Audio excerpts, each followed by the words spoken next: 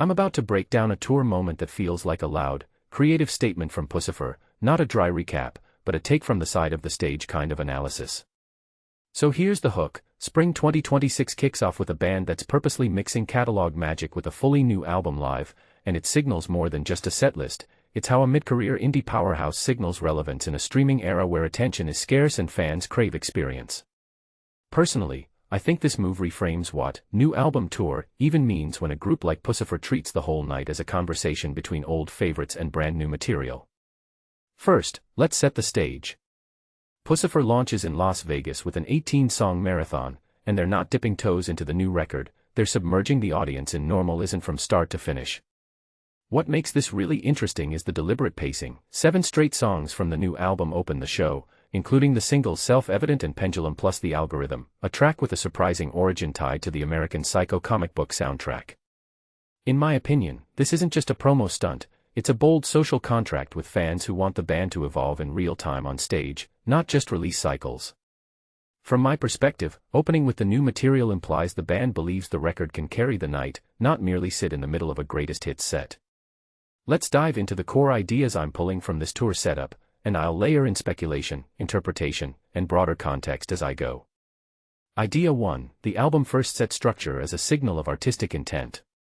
Commentary: opening with 7 tracks from Normal Isn't is a statement that the band considers the new work essential to understanding Puscifer in 2026. It says, judge us by what we're making now, not just by the past. It reframes the concert as a live listening room for a new chapter rather than a nostalgic greatest hits exercise.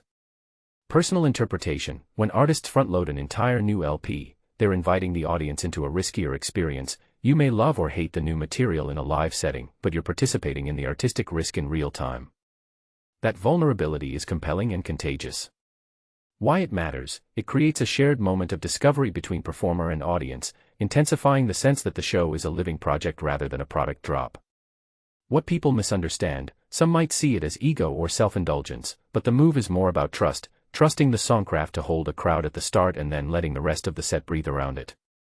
Bigger trend: this aligns with a broader shift where artists use concert formats to debut and test audiences on new material, turning tours into rolling studios rather than static showcases. Idea 2: the mix of old favorites with new material. Commentary: after the initial push of Normal Isn't, the set settles into a blend of beloved tracks and the remaining 4 songs from the new album. This balancing act is crucial. It reassures longtime fans while still pushing the boundary with the new record's ideas. Personal interpretation: the sequencing matters. You get emotional peaks from familiar songs and cognitive engagement from the fresh material. It's a choreography of memory and curiosity. Why it matters: it preserves fan loyalty while signaling ongoing artistic development. It also creates multiple listening anchors for the audience, increasing the chances people leave with a nuanced takeaway rather than a single highlight. What people don't realize: the unseen work is in how the new songs anchor the entire night's atmosphere. If the new material lands, the whole show benefits; if not, the contrast may highlight weak spots. The breadth of the set suggests confidence in the record's cohesion. Bigger trend: tours as hybrid experiences, integrating new record premieres with nostalgia to maximize engagement and critical conversation. Idea 3: a live moment of improvisation that humanizes the performance. Commentary: the Phoenix gig follows Las Vegas with a colorful afterglow. Dave Hill enters late in the set to noodle through Ozzy, Skynyrd, and U2 riffs. This kind of onstage jam is not just filler, it's a communal music-making moment that reinforces the band's collaborative identity. Personal interpretation: micro-improv reflects a fearless culture. These moments invite fans to participate in the performance's pulse, making the show feel less manufactured and more like a live jam session among friends who happen to be playing through a planned set. Why it matters: it foregrounds spontaneity as a core element of the live experience, which is increasingly rare in a world of polished recordings and meticulously edited clips. What people misunderstand: some might see it as a gimmick, but it's really about musical trust. Letting a guest musician riff freely signals confidence in the group's chemistry and the audience's willingness to ride an unpredictable wave. Bigger trend: increasing openness to impromptu exchanges on stage as a differentiator in live music marketing. Idea 4: the social story around the tour himself, the creators behind the journey. Commentary: before the tour, Keenan and Dave Hill connected for Consequences, 2 for the Road series, Talking Plans, Influences, and Comedy Muku. This behind-the-scenes storytelling matters because it reframes the tour as a crafted narrative rather than a mere itinerary. Personal interpretation. When artists share the strategic conversations behind a tour, it elevates the listening experience from passive consumption to a more intimate, narrative engagement. It invites fans to become part of the storyboard. Why it matters. It builds anticipation, context, and a sense of ongoing dialogue between artist and audience beyond the concert dates. What people don't realize, those pre-tour conversations are blueprints for how risk, humor, and musical identity are balanced on stage. They're the backstage manual that shapes the front-of-house reality. Bigger trend, the meta-narrative of tours as content ecosystems, where interview series, social clips, and live performances feed off each other to sustain momentum. Idea 5, the setlist as a living artifact of the band's evolution. Commentary, including The Humbling River, 2026 mix, and Mantastic, among other tracks, signals the band's ongoing process of revisitation and reimagining older material. It's not just nostalgia, it's archival revision in real time.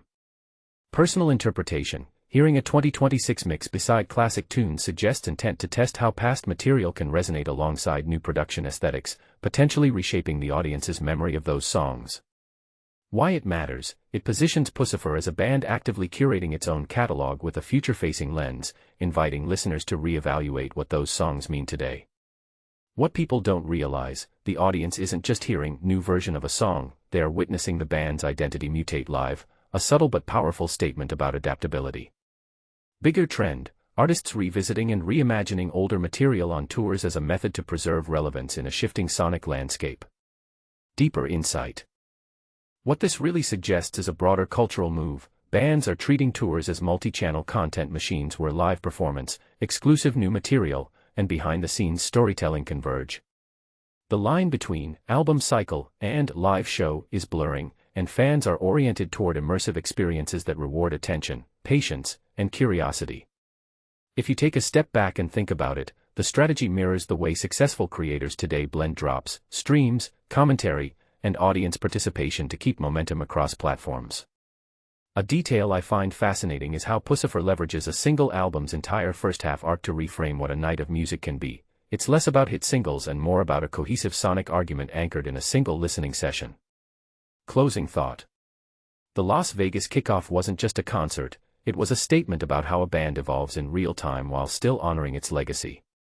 What this means for fans is a more meaningful investment. You're not just buying tickets, you're stepping into a curated experience that maps the band's creative trajectory.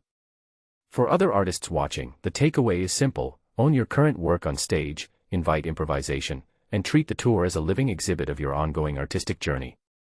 So, what do you think? Should more bands approach tours as extended albums performed live, or is the traditional mix of hits and new material enough to satisfy you? Would you like to see more behind-the-scenes content that ties a tour's narrative together? Let me know in the comments.